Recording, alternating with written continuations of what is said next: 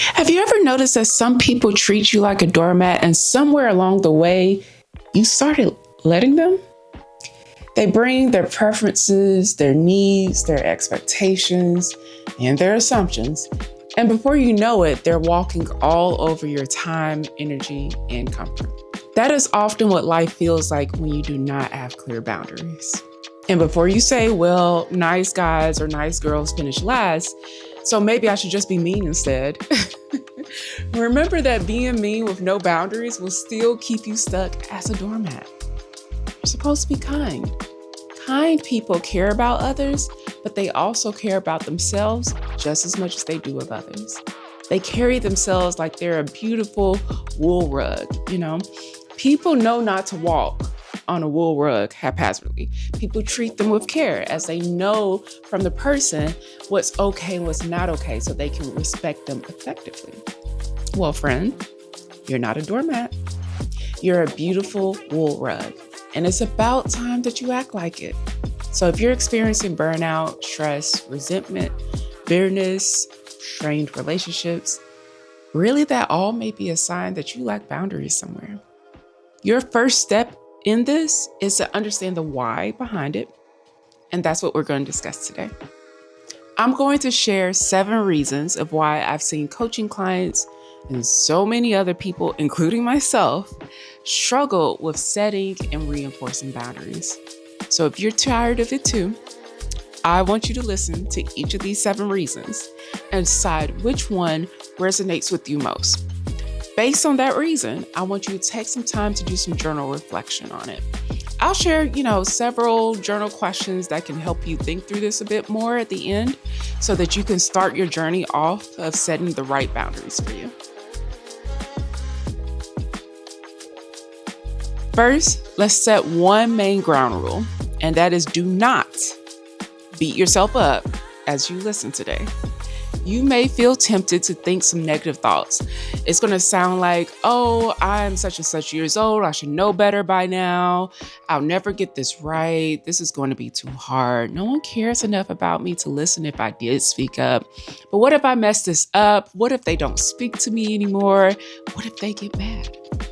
See, I need you to be careful of this type of talk because it's always easier to think the worst of what could happen versus focusing on what the best could happen. And this could be the best first step that you can take for your life. Using shame to try to motivate yourself isn't healthy. So be compassionate with yourself and not judgmental. Be kind. You're human after all, and it's okay to make mistakes that you learn from. You're not required to punish yourself with negative comments just to do better. Just do better moving forward, okay? So keep that focus in mind. Let's start. First reason is that you're not being consistent. You said that this was a boundary, that you're not following through on it. In some cases, you may even be eager to break them because you haven't built up your own self-discipline yet. Well, just remember that you can't expect other people to respect your boundaries if you're not respecting those same boundaries that you set. If you really want people to take you seriously, you have to stand by it. You can't allow yourself to be easily persuaded out of your boundary. My tip for you here is to be careful with how much of an explanation you give when you set a boundary. The more you explain, the more the other person will believe that your boundary is negotiable.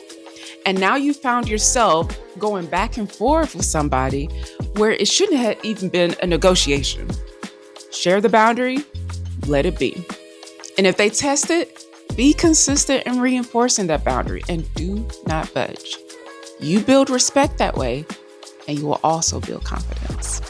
Which leads me to my second reason, is that you need to start small with boundaries. Don't jump to harder boundaries to set if you're still new to setting boundaries. Start with setting boundaries with people who you are fully assured will adjust to your boundaries.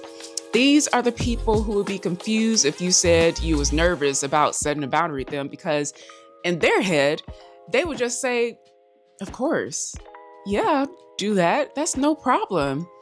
That's who you need to start practicing setting boundaries with first. The reason why is that you need those experiences to learn how to manage the stress that you may feel in the moment of setting a boundary.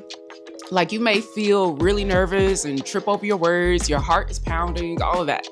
You'll want to practice managing those feelings, and it's best to do that with small things. Over time, you'll build confidence and will be more calm when you set boundaries. Boundary setting is a skill. Like any other skill, it's always best to start small and build up to situations that are more challenging. Like you wouldn't go jump off a high dive if you don't know how to swim. So why are you going for the high stakes, high tension relationship to set a boundary the first time practicing it? Be kind to yourself by building up this skill first. Going into the third reason is a little bit of a tip when it comes to developing new skills. Whenever you build a new skill, it's going to require a lot of mental energy to do so. Learning is uncomfortable. In fact, if you don't feel any discomfort, I will question if you're truly learning something new. So it's a best practice to not try to learn too many things all at the same time. If you're already trying to work on your public speaking skills, your time management skills, your project management skills, you're going to feel overwhelmed, friend. That's a lot of learning all at once. Pick one, maybe two at most to focus on developing. You want to manage your energy in this process. Gradual progress is sustained progress. So be kind to yourself to say, okay, at this point in my life, I'm going to only focus on this and that skill to get better at, what I know will give the best impact and the greatest benefit if I prioritize it right now. You're going to make that decision what that is, but don't try to do everything at once. Learning a skill is a marathon. Don't pick up more weights along the way and then tell yourself a failure because you feel overwhelmed within a couple of miles of this marathon because you're carrying everything in your run. It's okay to learn at a pace that works for you. In fact, we can slow it down right now. Pause. Make sure you've hit that subscribe button. You got it. Great. You can like it too if you want to. Let's keep going.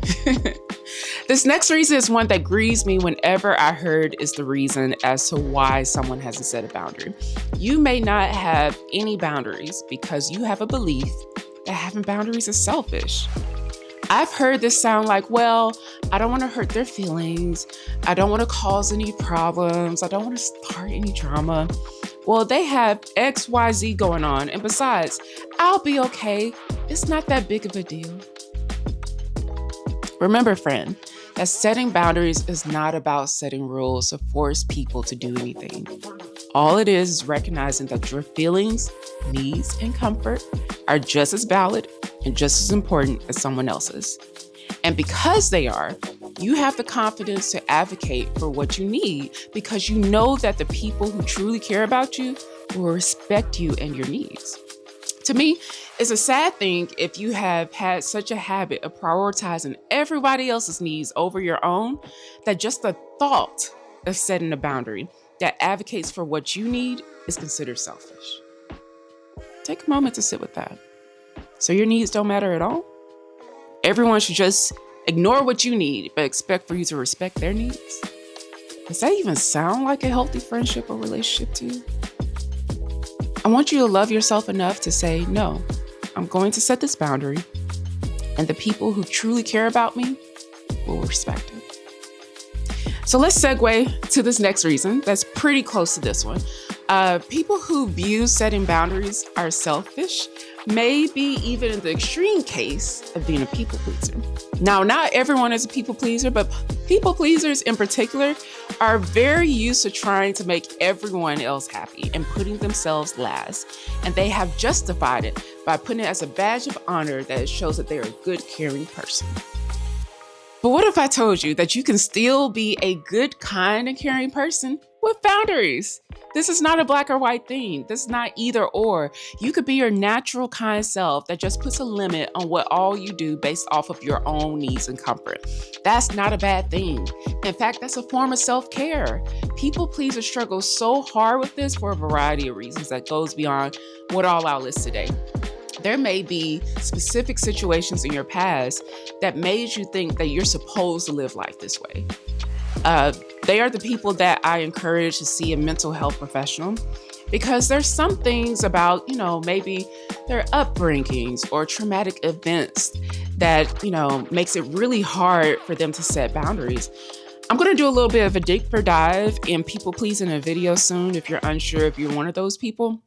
But if you are immediately sensing that you're that person right now, I would highly recommend that you find a therapist, licensed therapist, to help you guide through this journey, okay? Now we're at the sixth reason, which is simply that you're afraid that you're not going to do this perfectly. You're so afraid that you're going to make a mistake that you're avoiding it altogether.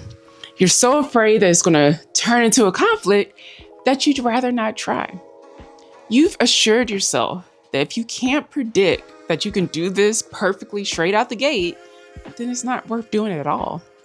It's as if you never want to try new food because you're afraid, oh, what if it turns to an allergy? So I better not eat it. Or that you don't drive a car because you're scared, what if I get into a car accident?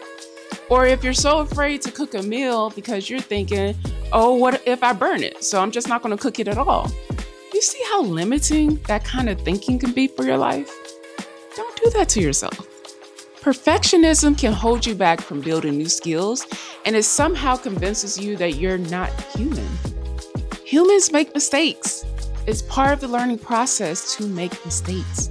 You're supposed to learn from your mistakes and just do better next time, not give up altogether and saying you can't do it.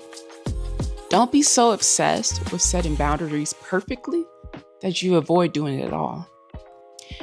As humans, we don't like unpredictability. We like to be familiar with the outcomes of things. We want to know exactly what happened and then have a way to be in control of it. So whenever there's a situation where we can't guarantee or control the outcome, we avoid it. But remember that conflict is a part of life. You're not going to agree with every human being that you meet.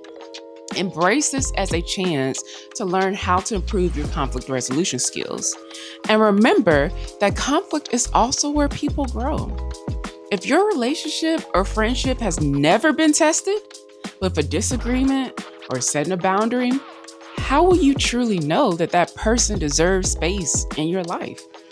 There's so much love in the moment that you realize that this person who cares about you tells you that's more than okay. We don't have to do that. We can do this instead.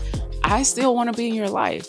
That's not going to run me off as I value you too much as a person to leave just because you're trying to live your life a little differently. You matter to me. Because when a person respects a boundary, this is ultimately what their actions are saying. That's what they're saying in their actions. So allow the opportunity to happen for you to see what kind of person you're connected with. Are they the type that wants to convince you to not have that boundary because they don't want to be inconvenienced? Or are they the type that is happy to adjust because they want you to feel valued and supported by them? Who would you rather have as a person that you are investing your time, your energy, your money, your support into? Think about that. The last reason is to just give grace that maybe you were never taught about boundaries. Maybe you didn't have someone in your life that assured you that it was okay to have boundaries. So you learned toxic views about it. You don't know what you don't know. But no worries. I got you, friend. My next video coming up is going to cover all the different kinds of life boundaries that people tend to set for themselves. So in that video, you can analyze which area you feel that you may need new boundaries, and we'll go from there of how to set them.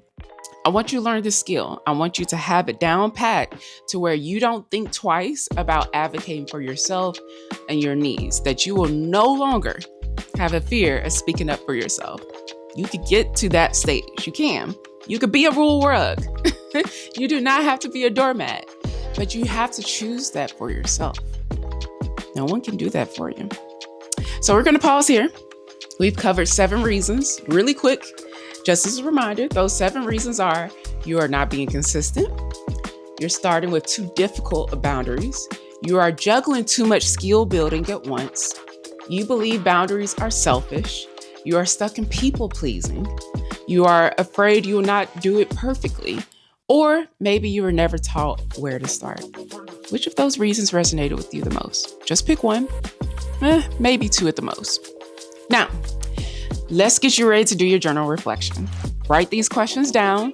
Then later, with a nice glass of whatever you like to drink, friend, whether it's tea, for me, coffee, hot chocolate, wine, whatever.